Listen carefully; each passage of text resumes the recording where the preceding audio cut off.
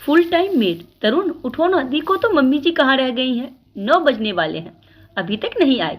वैसे तो रोज 8 बजे तक आ जाती थी, पर इधर 2-3 दिन से रोज आधा घंटा देर से आती हैं। पर आज तो 1 घंटा हो गया, अभी तक नहीं आई। शिवा ने अपने पति तरुण से कहा, कहाँ गई होंगी, अभी आ जाएंगी, तुम परेशान ना हो। तरुण ने उत्तर दिया, अरे परेशान कैसे ना हो, अभी नाश्ता भी तैयार नहीं है और बाकी सारा काम भी वैसे ही पड़ा है।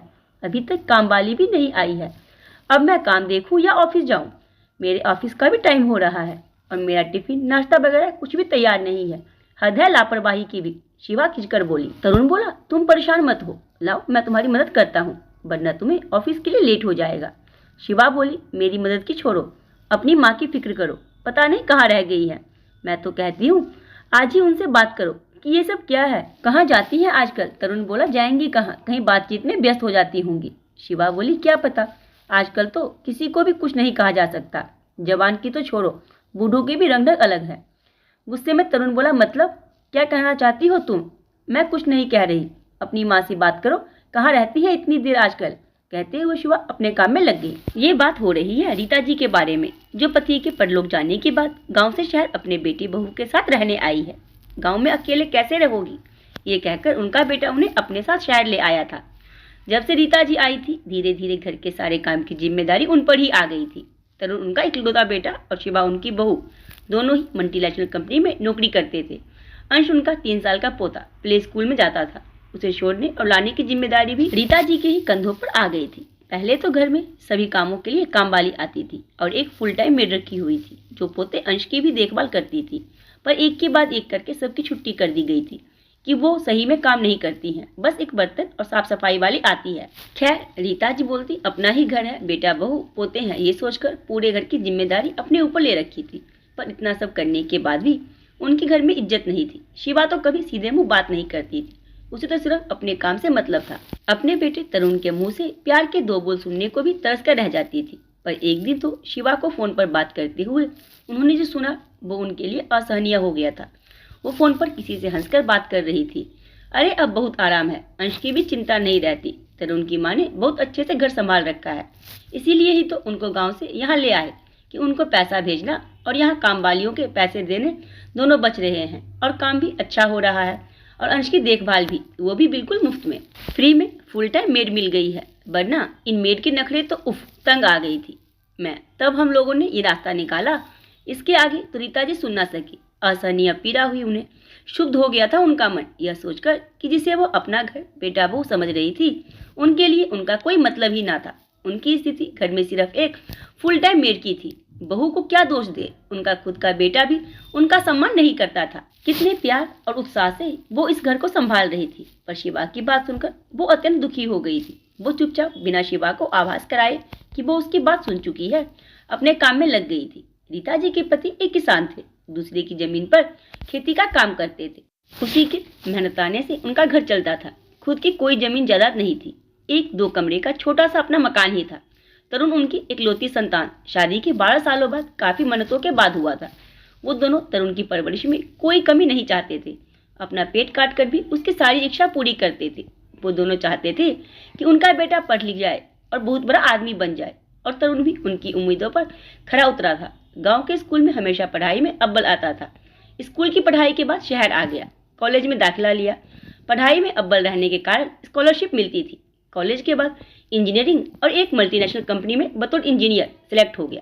तरुण ने फोन पर उन्हें बताया था नौकरी के बारे में, जिसे सुनकर वो दोनों बहुत खुश थे।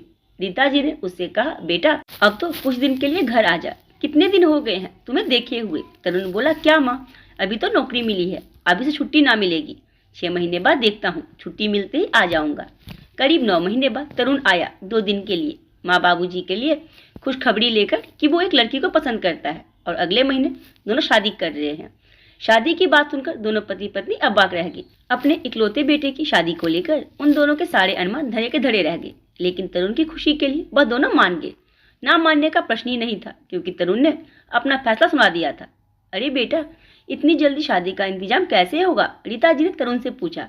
माँ, तुम्हें इंतजाम को लेकर परेशान होने की जरूरत नहीं है, शादी शहर में होगी, वहाँ शिवा के पापा ही शादी का सारा इंतजाम कर रहे हैं।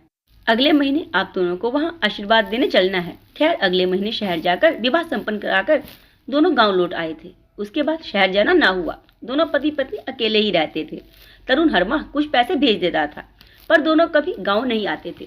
बस फोन से ही बात होती थी कभी कभी। खैर दोनों इस उम्र में भी एक दूसरे के साथ के सहारे जीवन गुजार रहे थे। पर पिता की मृत्यु उपरांत तरुण गांव का मकान बेचकर उन्हें अपने साथ शहर ले आया था कि अब वो शहर में उसके साथ रहेगी। आज भी रीता जी अपने पोते अंश को छोड़ने प्ले स्कूल गई थी। तब से 1 घंटा हो गया, अभी तक नहीं आई थी। इसी कारण से शिवा खिंच रही थी, क्योंकि अभी तक कोई भी काम नहीं हुआ था। तभी रीता जी ने घर में प्रवेश किया। अरे माँ, कहाँ रह गई थी आप? हम दोनों कितने परेशान थे, तरुण ने कहा। हाँ बेटा, परेशान तो हो ही गए होंगे तुम लोग, क्योंकि अभी तक घर का कोई काम जो नहीं हुआ, रीता जी ने कहा। अरे माँ, यह कैसी बातें कर रही हैं आप? मुझे तो इस बात की चिंता हो रही थी कि इस अनजान शहर में इतनी देर कहाँ लगा दिया आपने, कहीं रास्ता तो नहीं भूल गई। मुझे खुशी हुई ये सुनकर बेटा कि तुझे अपनी बूढ़ी माँ की इतनी चिंता है। जुग जुग जियो मेरे लाल, पर अब अपने घर को संभालो तुम लोग, क्योंकि मैं जा रही हूँ। रीता जी ने सपाट लहजे में उत्तर दिया। जा रही हैं? मगर कहाँ और क्यों? शिवा और तरुण एक साथ बोल उठे। रीता जी के जाने की बात सुनकर शिवा और तरुण दोनों ही चौंक गए थे। शिवा के तो चेहरे का रंग ही जैसे उड़ गया था, ये सोचकर कि अब घर और अंश को कौन संभालेगा और सारे काम कैसे होंगे। जब से रीता जी आई है तब से तो वो घर में तिनका भी नहीं हिलाती थी। सारे काम और अंश की देखभाल सब रीता जी ही करती थी और वो दोनों निश्चिंत थे और काम वालियों को दिया जाने वाला पैसा भी बच रहा था। पर माँ, आप कहाँ जाएंगी? अब तो गांव का मकान भी नहीं है और इस उम्र में आप अकेले कहाँ रहेंगी? आपको यहाँ क्या परेशानी है? तरुण ने पूछा। बेटा, तुम्हें इस सब की चिंता करने की कोई जरूरत नहीं है। मेरे रहने और खाने पीने सबकी व्यवस्था हो गई है। क्या? कहाँ रहेंगी आप? तरुण ने आश्चर्यचकित होकर पूछा। वो मुझे एक डे केयर में काम मिल गया है, वेतन भी अच्छा देंगे और साथ ही रहना खाना भी। कल से मैं वही जा रही हूँ। क्या आप डे केयर में काम करेंगी और वही रहेंगी? ये आप क्या कह रही हैं माँ? कम से कम मेरी इज्जत के बारे में तो सोचा होता। शहर में मेरी कितनी इज्जत है और उसे धूल में मिला रही हैं।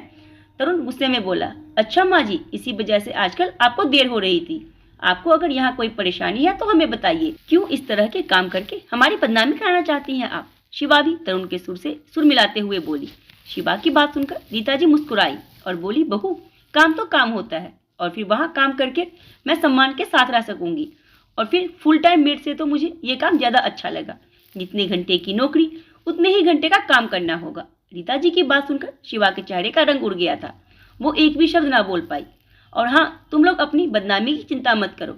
आखिर तुम्हारी माँ हूँ, अपने बच्चों की बदनामी हो ऐसा सोच भी कैसे सकती हूँ।